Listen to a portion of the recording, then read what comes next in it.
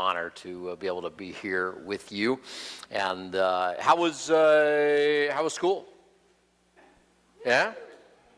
Is this still good? Okay, because your first couple of days you said were really good, and I wanted to make sure the rest of the second week was good. Now everybody's in school. Jill's saying no. Oh, sorry. I was only polling children. So, awesome. Hey, there's an attendance pad in the row that you are sitting in somewhere there, and I invite you to fill that out. We communicate by email, so we'd love to have a good email address and to be able to communicate with you. As well, there are prayer cards in the seat backs in front of you.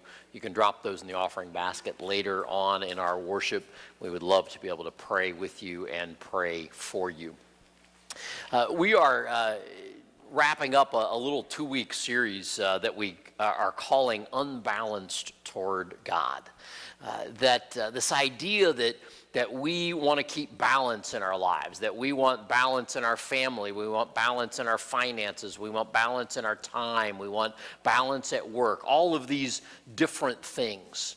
And I'm coming to the conclusion after my number of decades living life on this earth that's all pretty much a myth.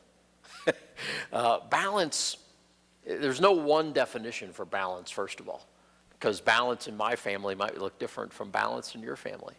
And it could all be a little chaotic. But I think God gives us some insights into how to bring balance to our lives. And we're going to look at that a little bit on our relationships, family, marriage, all of those different things today. But as we begin to look at that, Carrie's going to come share a little bit with us about her story.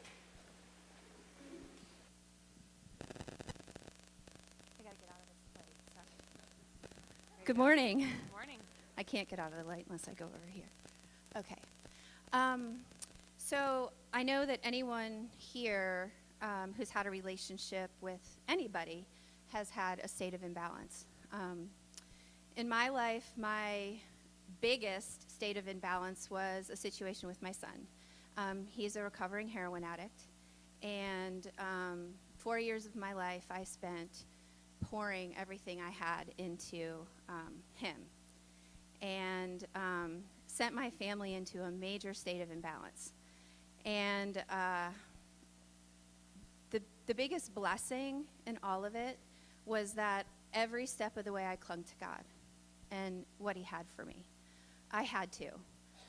All week long, I would dump 1,000% of what I had into him and into taking care of everyone around me.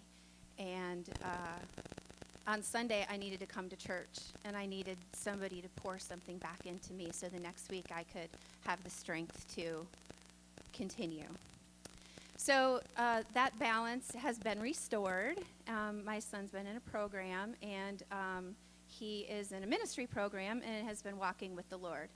If it was not for God pouring everything into me and into him, I don't know that we would have had the restoration that we had. And so whatever your situation is, whatever your chaos is, whatever your story is, just remember that if you walk with God, he'll be faithful to you and he'll see you through it. Amen. Amen.